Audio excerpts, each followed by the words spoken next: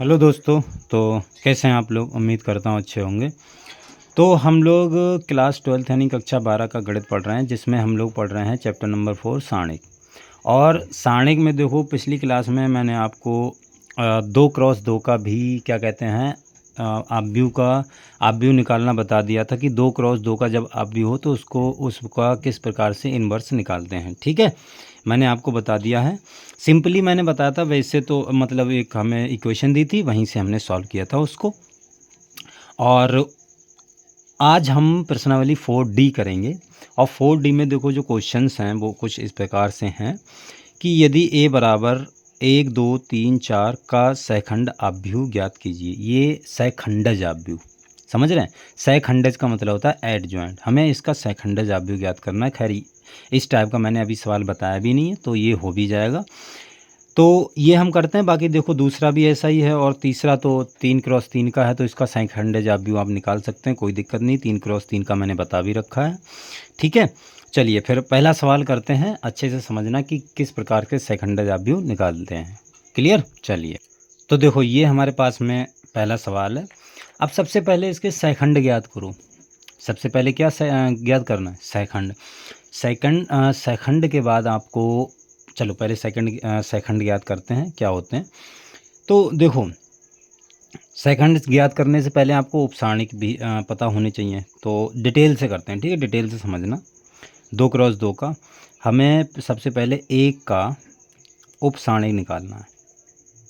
उपसारणिक, एक का उपसारणिक क्या होगा?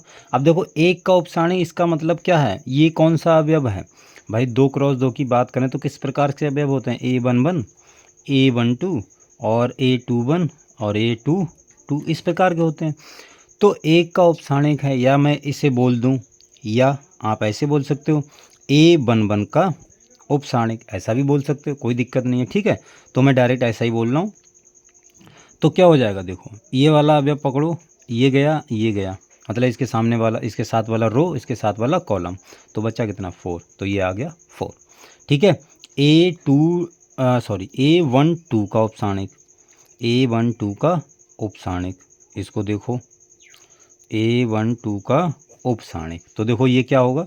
A12 का यानी A12 की जगह पे ये है, तो ये वाला रो गया, और ये वाला कॉलम, ये वाला कॉलम, ये वाला रो, तो बचा कितना? 3। ठीक है, तो ये 3 बचा। अब देखो अगला आ गया तुम्हारा A21। A21 का उपसारणिक, A21 का उपसारणिक देखो क्या होगा? A21 की जगह पे कितना है? देखो A21 ये है, तो कितना होगा? ये वाला अवयव पकड़ो, तो ये वाला रो गया, और ये वाला कॉलम, तो बचा कितना? 2। और लास्ट में A22 का उपसारणिक क्या होगा बताओ? A22 का उपसारणिक 1 होगा। ठीक है, A22 की जगह पे ये है, तो ये आ गए हमारे उपसारणिक। अब हमें उपसारणिक तो आ गए हैं, अब हमें इसके निकालने हैं सहखंड। सहखंड, अभी सहखंडज आव्यूह की बात नहीं कर रहे हैं, तो इसके बाद में क्या निकालेंगे? सहखंड। सहखंड, देखो सहखंड कैसे निकालते हैं? सहखंड निकालने का फॉर्मूला होता है ए आई जे बराबर -1 की power i plus J into MIJ। MIJ का मतलब क्या होता है? MIJ का मतलब होता है, MIJ का क्या मतलब होता है? AIJ का उपसारणिक। ठीक है, जो भी हम मान रखते चले जाओ, उपसारणिक, उपसारणिक। ठीक है, तो ये मतलब होता है, ये खैर मैंने आपको पहले भी बता रखा है, आपको पता भी होगा। तो AIJ बराबर ये होता है। तो देखो सबसे पहले हम A11 निकालेंगे। A11 कितना होगा? -1 की पावर 1 प्लस 1 और M11। देखो पहला सवाल मैं डिटेल से बता दे रहा हूँ, ताकि 2x2 में आपको दिक्कत ना हो। 3x3 का तो मैंने डिटेल में बता रखा है। तो -1 की पावर 2 इंटू M11। अब देखो M11 का मतलब क्या है? M11 का मतलब है A11 का उपसारणिक, क्योंकि यहाँ पर 11 रखोगे, A1 I1 और J1, तो A11 हो जाएगा, और ए क्या हो गया फिर? A11 का उपसारणिक। तो A11 का देखो उपसारणिक क्या निकाला है हमने? 4। ठीक है, तो यहाँ पर आपको ये वैल्यू रखनी है। तो कितना हो गया? ये तो -1 का स्क्वायर बनी हो गया, और इंटू 4, तो आंसर हो गया तुम्हारा 4। तो A11 की वैल्यू आ गई तुम्हारे पास में 4। इसको आप ध्यान में रखना। सेम सेम हम A12 की बात करेंगे तो A12 की -1 की पावर 1 + 2, आई की जगह पे 1 है, जे की जगह पे 2 है, और इंटू M12, ठीक है। तो -1 की पावर 3 और इंटू M12 का मतलब है A12 का उपसाणी। तो A12 का उपसाणी देखो क्या है, A12 का उपसाणी है 3, तो 3 रख दो यहाँ पर। A12 का उपसाणी कितना है 3, तो 3 रखो, तो ये माइनस हो जाएगा, तो -3 आ गया ये, ठीक है। -1 की पावर 3 है तो ये 3 हो माइनस का हो गया।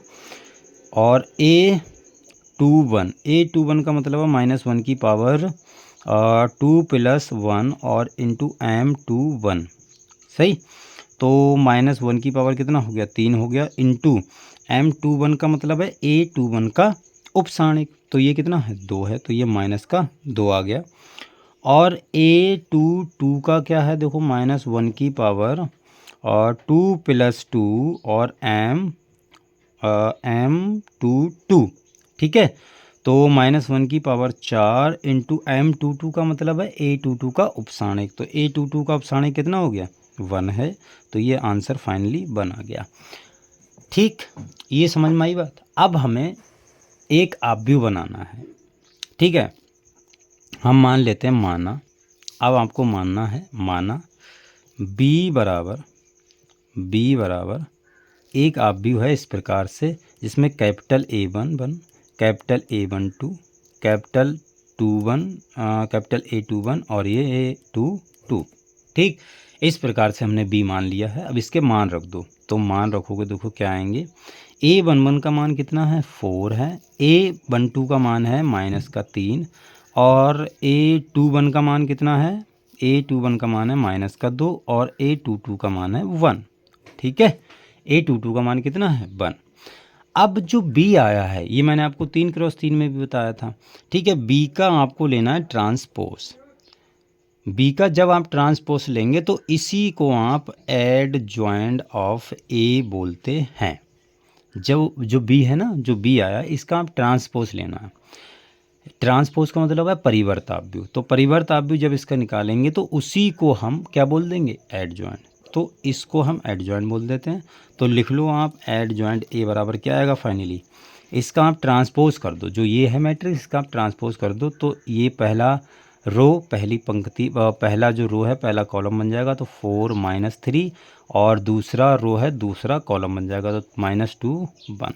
ये आपका फाइनली आंसर हो गया। क्लियर, समझ में आई बात, ठीक है। तो ये तुम्हारा सहखंड भी हो गया। आई होप 2×2 के में समझ में आ गई होगी, कोई दिक्कत नहीं होगी। चलिए अगला सवाल देखते हैं। तो देखो पहला सवाल हमने कर लिया, दूसरा आप कर लोगे आराम से, कोई दिक्कत नहीं होगी, ठीक है, सेम है। और तीसरा देखो सवाल सहखंडाजाबी, यानी आपको एडजॉइंट निकालना है, तो सेम टू सेम वही काम करना है। पहले आपको उपसाणी निकालने हैं, फिर आपको क्या निकालना है उपसाणी के बाद में फिर आपको निकालना है क्या कहते हैं सहखंड, और उससे एक कैपिटल A11 इसी प्रकार की एक मैट्रिक्स बनानी है, उसका ट्रांसपोज कर देना, सेम हो जाएगा, कोई दिक्कत नहीं है। और चौथा भी आप कर लोगे, ठीक है, पाँचवा भी आप कर लोगे, कोई परेशानी नहीं है, ठीक है। क्वेश्चन नंबर 6 से 10 तक मैं आपको ये क्वेश्चन करवाऊँगा, ठीक है। ये हम कल करेंगे। इससे पहले भी एक छोटी सी चीज़ है वो मैं आपको बता देता हूँ, ठीक है। आप 5 तक कंप्लीट कीजिए, 6 से 10 तक हम सवाल कल करेंगे और अगली क्लास में करेंगे, और बहुत अच्छे से करेंगे, डिटेल में करेंगे, टेंशन ना लीजिए। मैं आपको एक चीज़ बता देता हूँ, शॉर्टकट चीज़ है वो, अब आपको कहाँ पर अप्लाई करनी वो देखना, ठीक है। देखो जैसे ये आपके पास में आव्यूह है, जो अभी हमने लिया है वही आव्यूह लिया है। तो देखो अगर मुझे 2×2 का इन्वर्स डायरेक्ट पूछ लिया जाए तो क्या करूँगा मैं, तो जाहिर सी बात है, अभी हमने इसका क्या निकाला था एडजॉइंट निकाला था।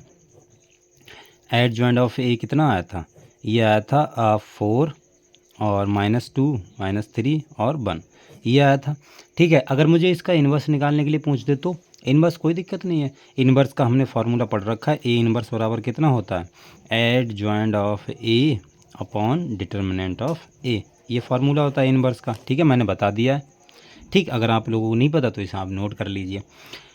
अब देखो एडजॉइंट 2×2 के में एक शॉर्ट ट्रिक भी होती है, वो आपको सिर्फ चेक करने के लिए मैं बता रहा हूँ, एग्जाम में ऐसे करना नहीं है, ठीक है। कहीं पेपर में आप वैसे ही करने लगो, गलत कर देगा, वो सही नहीं करेगा। देखो 2×2 का जब भी आपके पास में आव्यूह आए तो आपको एक शॉर्ट ट्रिक मैं आपको बता रहा हूँ, वो आपको बस चेक करने के लिए कि आपका एड जॉइंट 2x2 में, ध्यान रखना 2x2 में, 3x3 में ये ट्रिक काम नहीं करेगी। 2x2 में आप वो ट्रिक लगा के देख लेना कि आपका जो एड जॉइंट आपने निकाला है वो सही भी है या नहीं, ठीक है। कहीं कहीं गलती, क्या पता कैलकुलेशन में आपने गलत कर दिया हो तो वहाँ पर हो सकता है प्रॉब्लम हो, तो वहाँ पर आपको बस चेक कर लेना है। कैसे करके चेक करना है, देखो ये सवाल इसलिए कि लिया है क्योंकि इसका हमने एड जॉइंट निकाल लिया पहले से। अब हम ट्रिक से देखते हैं कि सही है। देखो कैसे आपको चेक करना है। आपके पास में जब भी 2x2 की मैट्रिक्स हो, सपोज मान लो ABCD, ये है आपके पास में मैट्रिक्स। अब 2x2 की मैट्रिक्स है, इसका आपको जब भी एड जॉइंट निकालना है तो आप इसे डायरेक्ट याद रखना। एड जॉइंट निकालने के लिए क्या करेंगे, सेम मैट्रिक्स वैसे ही लिखो। देखो एड जॉइंट निकालने के लिए क्या करेंगे, A और D, ध्यान से सुनना, A और D को आप चेंज कर दो, D और A कर दो, इनकी पोजीशन चेंज कर दो आपस में, और इनकी पोजीशन चेंज कर दो। और जो ये हैं इनमें कुछ नहीं करना है, इसमें बस माइनस का चिन्ह लगा देना है, माइनस का C। ये आपका एड जॉइंट हो गया, बस एक लाइन का आंसर है, ठीक है। ये सिर्फ और सिर्फ आपको चेक करने के लिए, आप एग्ज़ाम में डायरेक्ट एड जॉइंट ऐसे मत निकाल देना, ठीक है, गलत कर देगा। ये आपको चेक करना, जब आप क्वेश्चन कर लो फिर बाद में आप चेक कर लो कि भाई ये हमारा एड जॉइंट हमने निकाला है सही भी है या नहीं, ठीक है। तो ये आपको ध्यान में रखना है, ये आप क्वेश्चन करने से पहले चेक कर सकते हैं कि ये कौन सा आएगा एड जॉइंट।